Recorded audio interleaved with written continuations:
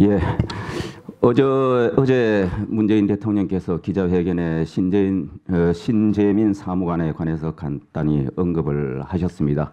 말씀의 요지는 신 사무관이 보는 좁은 세계 속 판단으로 문제 제기한 것으로 정책 결정은 신 사무관이 알 수 없는 훨씬 더 복잡한 과정을 거친다, 이런 요지의 말씀입니다. 바로 이것이 신 사무관이 고발한 그 복잡한 판단이라는 것이 생생하게 드러낸 정무적 판단인 겁니다. 그 정무적 판단의 요지는 2017년 정권 교체 시기에 국가 세금이 철철 넘쳐 들어옴에도 불구하고 적자 국책 발행 더해서 국가 부채 비율 떨어뜨리지 마라. 정권 교체기에 부채 비율을 좀 올려놔야 문재인 정권 4년간, 5년간 퍼쓰기 실컷 해도 부채 비율 증가 폭이 그렇게 안 커지도록 해라. 그리고 앞으로 우리가 쓸 데가 많으니까 실탄을 좀 비추게 해놔라. 이 이야기를 들은 겁니다. 이걸 정부적 판단으로 이 얘기를 듣고 신 사무관이 나라 경영이, 재정 운영이 이래서는 안 되겠다, 이거를 제보를 하고 고발한 겁니다. 문재인 대통령께서는 이것을 신 사무관이 알 수 없는 훨씬 더 복잡한 과정 거친다, 이렇게 이야기를 하신 것으로 이해됩니다. 오늘 통계가 나왔습니다마는 금년에 세수도 벌써 지난해보다 28조가 지금 더 거쳐 있습니다.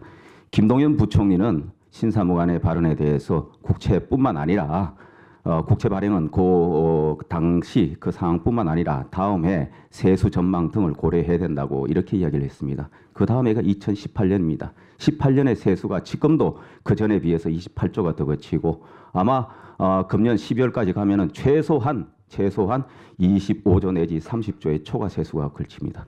이렇게 세수가 철철 넘치니까 국가 부채 자꾸 더 증가시키지 말고 증가 속도를 좀 줄여라. 빚 상환 좀 하자. 이렇게 이야기를 한 겁니다. 충정어린 신사무관의 얘기를 어린 사무관의, 젊은 사무관의 경험이 부족해서 그렇다 하는 이런 인식을 갖고 지금 대통령께서 계시는 겁니다. 그래서 우리 국민은, 그리고 우리 언론은 2017년 11월에 무슨 일이 있었는지 그걸 소상히 알고 싶어 하는 겁니다. 2017년 11월 14일 바로 신사무관이 그 문제 제기를 하고 들었던 그날 바로 기획재정위가 열렸습니다. 기획재정위 속기록을 보십시오. 2017년 11월 14일 바로 상임위에서 제가 동일한 취지의 얘기를 합니다. 세수가 철철 넘친다. 그러니까 자꾸 쓰지 말고 앞으로 국가 부채가 늘어날 소지가 있고 이렇게 자꾸 우리가 저출산 고령화 때문에 나라가 어려울 수 있으니 이때 초과 세수 되는 거 국채 상환에 쓰시라. 이야기를 제가 똑같은 이야기를 합니다. 저 역시 평생 경제를 한 사람입니다. 그리고 정치 현장에 지금 와 있는 사람입니다. 도대체 신사무관이 알 수 없는 훨씬 더 복잡한 게 뭡니까? 정략적 정치적 의도로 밖에 해석할 수 없다.